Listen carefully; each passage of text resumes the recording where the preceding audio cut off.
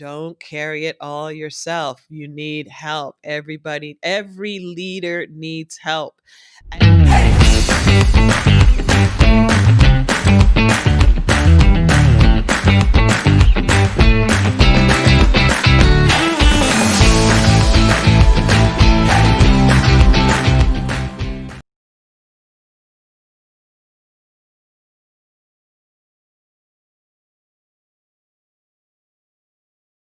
Kiwoba, Allaire, thank you so much for joining me on 20-Minute Leaders. How are you?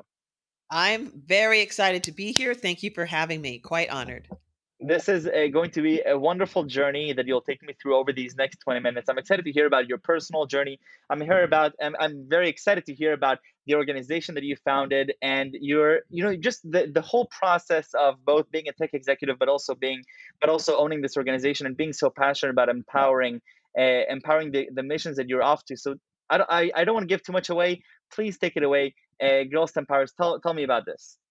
Oh, sure. Thank you so much again for having me. My name is Kiwoba Allaire. I am the CEO and founder of Girl STEM Stars.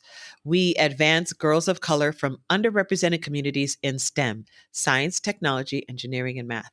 A lot of people ask me, why did you start Girl STEM Stars? The whole entrepreneurial story. And it's actually very organic.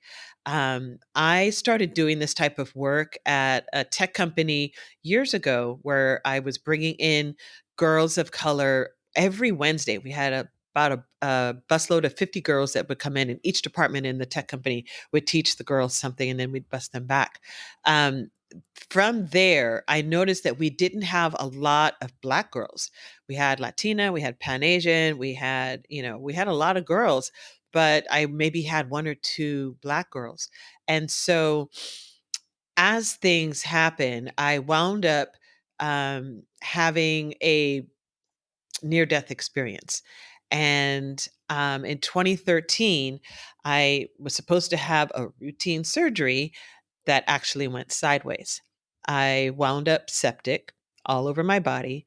It particularly hit my heart, my lungs, my kidneys, and what else? My heart, my lungs, my kidneys, and something else. But at the end of the day, I was in a coma for 3 weeks. And it's interesting. My doctors Three tell me weeks. that yes, yes. So when I came out of that coma, I had no idea what happened. I thought I got hit by a car. I had no idea what happened. And my family had to explain to me that I was very sick and that I nearly died. My doctor said I was 5 minutes from death 3 times. And long story short, it was a long recovery, but my auntie, Clythia, came to my recovery bed and she said, "Girl, do you realize that God sent his warring and ministering angels to fight for you and to keep you? And it's not just because it's not just to continue working at that tech company. You have a greater purpose on your life." And I realized, let me pray about this. Let me think about this. But at the end of the day, I started to think, what bugs me? What do am I not happy about in this world? And I remember I used to complain and whine to recruiters and HR people saying, "Hey, Susie with the blonde hair and the blue eyes, hire more people that look like me." Because I was the only person that looked like me at most tech companies that I worked at. I didn't get to see anybody that looked like myself on a daily basis. And that can tend to bug you after a while. Of course. Um, so yeah, I realized, okay, stop whining and complaining. Let's be the change that I wanted to see. Wait, So wait. Just literally before we from get to, yeah, before we sure. get to this change, because I don't get to meet many people who have gone through such an extraordinary experience, a horrible experience, but extraordinary nevertheless, Mhm. of being in a coma for 3 weeks, waking up. Give me a little bit of context as to and paint me a picture of what's happening there. So you wake up, you're in the tech world. There are things that bother you, and you're going to have all this passion and ambition to change those things. But what do you feel? Are you confused? Do you understand what was happening? Who was next to you? Paint me that picture because I think it's fascinating. So I'm really blessed. My husband, when I came out of it, the nurses told me, your husband was like a lion at the front of your bed. I'm like, my husband? Because he's actually usually, quite mild mannered. And I was very surprised that they said, he was really fighting for me. I mean, of course, I knew he'd fight for me, but not in the physical way that, they had expressed.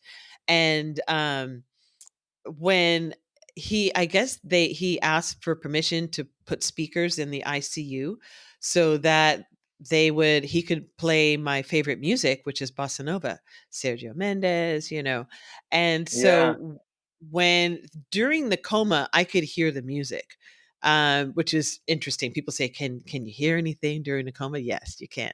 At least I did. I could hear the really. music, You so you remember hearing the music? Mhm.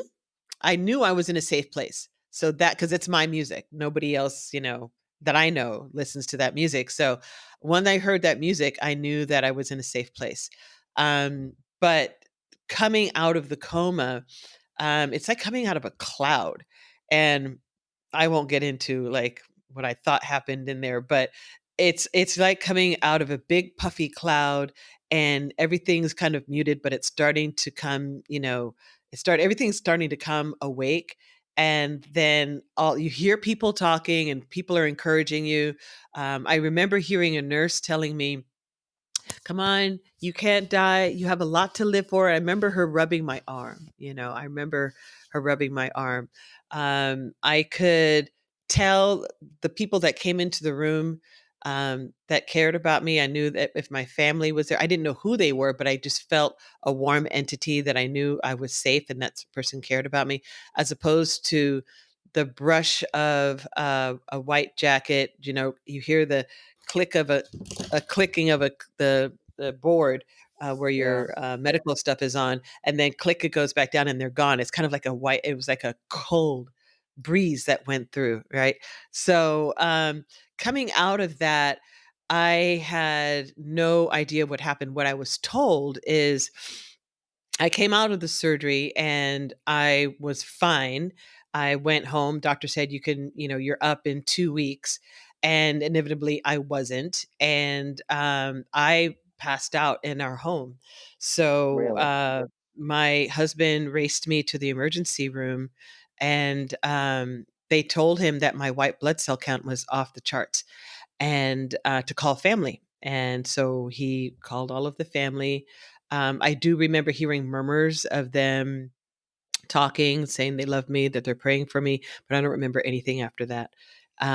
Supposedly, I was in recovery for 2 weeks after they did another surgery.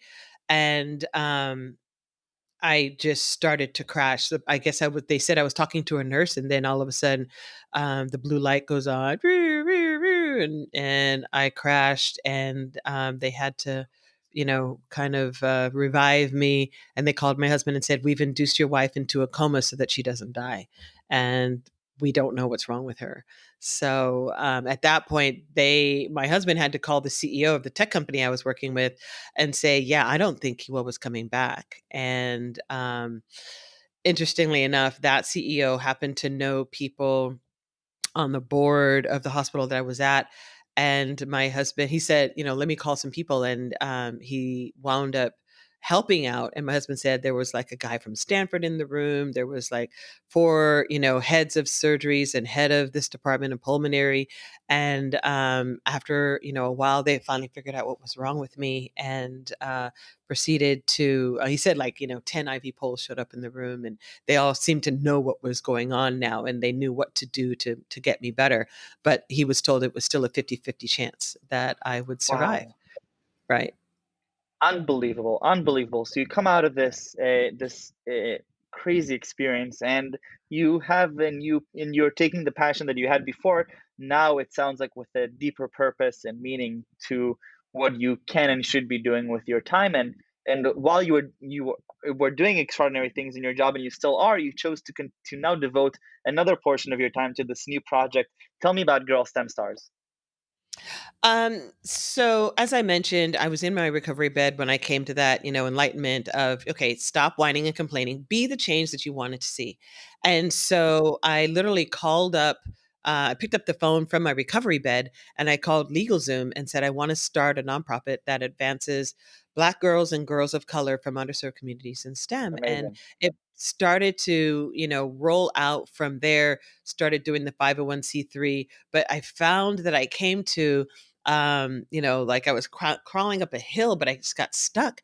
And I was talking to one of my friends who's on the council of East Palo Alto, and he's like, how are you doing? And I burst into tears. And he's like, what's going on? And I said, I've been trying to do this 501c3. He goes, girl, you trying to do a 501c3 while you're in recovery in bed? He says, what are you, crazy? So he says, you need to speak up. And that was one enlightenment right there. Don't carry it all yourself. You need help. Everybody, every leader needs help. And so he put out the word and found a lawyer that was interested in the work that we were doing. And I actually crawled out of my recovery bed to go meet him.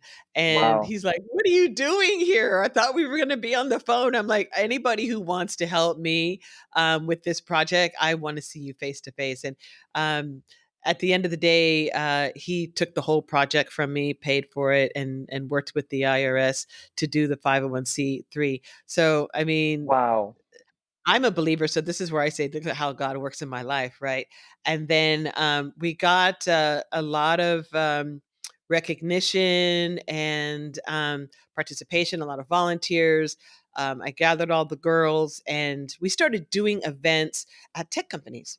So we would take a group of girls, say 100 girls, over to Google, and they would have a whole day. I know the parents were grateful that they get to drop off their kid at 7:30 in the morning. We feed them breakfast, we give them goodie bags, t-shirts, you name it. And then we're teaching them, we expose them to amazing mentors like Black women astronauts, and the Wow. VP of YouTube, who is a Black woman. The girls freaked out. They're like, "You the boss of YouTube?" And she's like, "Yes, I am." And they're like, "Ooh, I want to be like her." Boom. We Right. automatically have that child's attention. And that girl wants to be, because I usually ask them, who do you want to be like, when you grow up? They're like, oh, I want to be like Beyonce. And, or I want to be a veterinarian so I can take care of puppies. Or I want to be a dancer. But at the end of the day, when they get to meet you know, a woman like this, the vice president of YouTube, which they all relate to, or they get to meet a Black female rocket scientist from NASA who has braids just like them. I remember she came up and she said, guess how much I make? And they're like, I don't know, $5,000, $10,000. She goes, I make over $200,000. They're like, what? Okay, I want to be like you. Automatically, after hearing what this woman does and how much she makes, they're instantly attracted to, um, if you will, the fame of it. She's a new she hero for them, a new STEM hero for them. And, I'm there's here. I lots. like that. Yes, yes. There's lots of instances where we take a busload of girls to NASA, and they get to hang out with the Black woman resource group there and eat lunch with them. Go sit by their side and see what they do on a daily basis. It blows the Amazing. girls' mind. Absolutely. Wow. So talk to me a little bit about this impact because first of all, I'd like to understand the context of the problem a little bit bigger, and through that also the opportunity for impact. So I'm also coming in from outside of the country, and obviously if the one 2020 has brought up a lot of different adversities. One thing that it has clearly brought up is the issue of minorities within the United States, and the fight Hmm. for equality and for diversification everywhere. Obviously, what the work that you're doing with Girl STEM Stars is incredible, and I'm sure that it's impacted so many lives of young women. Talk to me a little bit about this greater scope. So STEM, girls, and minorities. What is happening today, and where are you aiming for? So it's interesting. You don't see girls really interested in math and science and technology, but when we bring them into And when we bring them into at a tech company or at NASA, but also now that we're, because of COVID, we're doing virtual learning, the fact that they get to see a woman on the screen, Right. ask her questions, how did you get there? What did you do? That mentor will show pictures of themselves as a little girl so the girls can resonate with them, like, okay, she was like me at one point. um, this is where I believe all educators need to be starting very, very young by getting girls interested in STEM, and it's super easy to do it in a fun way. Where the girls are learning and they're excited about it, and they see people, they see women that they want to emulate, that they want to be like, and then at this point of the game, you're building. You can see the ambition where, again, like the black rocket scientists from NASA, they have that, if I can see it, I can be it. And this is what we need more of for minorities, to just be exposed to more STEM, and to expose them to more STEM heroes. And it's a global thing. I want to take Girl STEM Stars global. My first step is to take it to Africa. Right now, what I do is the videos that you see online of, like, the girls visiting Google and Microsoft and such. I share them with my counterparts in Africa, and that enables those girls out there to be able to see, wow, this is what I have. My video guy, I'm like, make it like you're walking in and you're in it, like you're in the experience, so that the girls in Africa can really feel like, this is what this, Google looks like. This is what NASA looks like. This is what a black rocket scientist looks like. Right. There's some STEM heroes. So what has been the impact of Girl STEM Stars so far? How many girls have gone through the program, and where do you aim it to go to in terms of We have the scale? touched Right. We have touched over 1,000 girls. 1,000. Um, Wow. yes, yes, since inception, over 1,000 girls in the Bay Area, and further. I actually did a STEM camp virtually for girls in Malaysia. So a friend of mine was going out there to do an educational program, and they said, would you mind doing Girl STEM Stars in Malaysia? And I'm like, sure. It was amazing to see all the girls with their headgear and their little Girl STEM Stars teacher, and they're like, hey. So I definitely, now that we're in this virtual world, the world is my oyster. When you think about it, Right. that I can take Girl STEM Stars anywhere. And that's interesting. So you're saying that, with acceleration of the virtual collaboration and interaction due to COVID, now, I mean, because you could have done this before, right? It could have said, okay, I'm going to focus on primarily virtual gatherings, rather than, you know allocate a lot of time and resources to going physically. And it actually makes a lot of sense that, probably for every field trip that's organized, you could probably organize five gatherings virtually, right? For the same time for the same Kiwoba time, for the same Yeah, resources. So yeah. it's really fascinating. So now you're planning on taking this global, allowing interaction, I'm guessing, also from participants around the world. And what else needs to happen in order to level the playing field, or provide not an opportunity for them to study STEM, because I'm guessing that a lot of times they do, but to get their minds curious about it, and to make it socially acceptable for also minorities, black girls that you're targeting, to help them get started in the process. More awareness needs to be brought up in media, because kids are always in media, social media, and we need more STEM heroes, and we need STEM to look cool and fun. Right now it's for the nerdy group, and it's not Right. really. It's I not. mean, I show videos of my husband and I scuba diving, and we're kissing underwater, and the girls are like, oh, that looks like so much fun. And I'm like, do you realize how much STEM is on my back? Do you realize how many math and science classes I had to take before they let me jump off that boat? And then this is where they're like, ooh, STEM can be fun too. I try to teach the girls that STEM is in every aspect of their lives. Sure. It's in your phone. It's in, everything that you do. It's in the computer. It's in everything. And this is where they want to be. We need them to be curious about every subject: math, science, technology, engineering. Um, and also, we need companies to invest, in our youth. They keep complaining, oh, well, the pipeline is dry.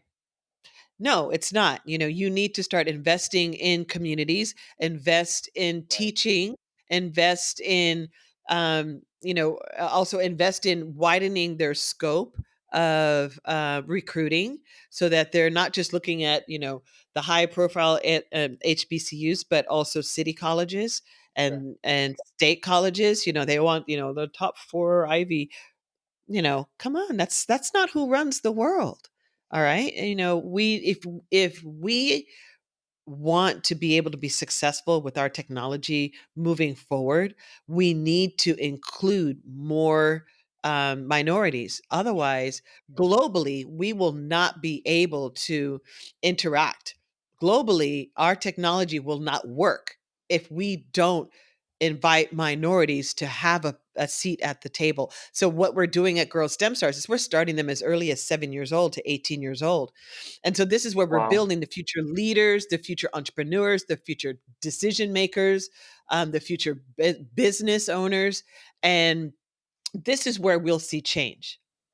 That's just wonderful, and obviously, as this is a nonprofit, if anybody happens to listen to this and is also passionate about this cause and would like to contribute, I'm sure that I can make an introduction and send off the contact for Girl STEM Stars. Thank you. But before we leave, Kiwoba, I have to ask the most important question: 3 words that you would use to describe yourself.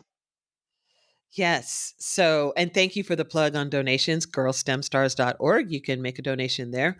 Wonderful. 3 words about me. One, I'm faithful. I am a believer, and I'm truly grateful that God has put this calling for Girl STEM Stars on my life. And it's Sure. amazing. It has changed my life. It changes the life of every person who ever comes and volunteers with these girls. They're like, oh my gosh, I didn't realize it was so easy to just come and roll up my sleeves, meet these girls, and then at the end of an 8-hour day, or if it's just a couple of hours on a virtual, the girls are so fun, and they Sure. see the little light bulbs going off in the girls' minds. They're like so moved, going, I want to do that again. So we're not just touching the girls, but we're also touching, employees at different companies. We're touching executives. Um, and so this is a great calling. It's it needs to happen right now. Sure. Right now, this is a very rich environment for the world to be able to start making a difference on their own. So, like, this was my situation where I don't see Black people on a daily basis in Silicon Valley. But what is important to somebody else? What makes you tick? What's important to you, or what bugs you? I'm Right. asking you a question. Well, for me, it's the dissemination of information. There's so many people like you that are so influential and have so many incredible experiences that without a medium to disseminate this information, the majority of the population will not be able to hear it. And especially the stories that I try to cover here, these are not tech crunch or crunch based stories. These are more about the journeys and the reason, Mhm. the passion that you starting Girl STEM Stars and this sort of epiphany that you had and this passion that you've acquired over the years and the trigger from that coma. And that's exactly the things that I like to share. Right. So you're already walking out your and that's my next word is passion. You're already walking out your passion. When I've been on stage before as a motivational speaker, I ask some of the people in the front row, so, what are you interested in, or what bugs you? And one woman is like, I love the beach. I'm like, well, get your friends together and go clean it up. She's like, oh my gosh, it's that easy. I'm like, yes. Find a purpose in your life other than just the Right. typical job that you do on a daily basis. Sure. It's as simple as, okay, the next woman, okay, what are you interested in? Well, I love animals. I love dogs. Well, then go take care of some dogs. Sure. Go to a shelter, bring your Yep. friends, get a Facebook group going, do Yep. something. And, you'll feel better as a human being than just crunching at your daily job when 100%. you have a purpose, right? And it's so easy. Just think about, what am I interested in? What I don't like in this world? And then be the change you want to see and get out there, grab your friends and do it. It's that simple. And I don't think, everybody needs a God epiphany and have to nearly die to be able to come to where I've gotten to. I'm not telling people you can skip all that. I'm just telling you it's this easy, right? It's this easy. And then my next one is driven. I'm faithful, I'm passionate, and I'm driven, as That definitely heard exceeds through from this my whole stories, conversation. of trying to start a nonprofit from my recovery bed. A hundred percent. Yes, very A hundred driven. percent. Kiwoba, thank you very much for the time and for the inspiration. This was just eye-opening and just wonderful. Thank you very, very much. Yes, it's been an honor to be here. Thank you so much for showcasing Girl STEM Stars today and the work that we're doing. God bless you. I appreciate Take it. care.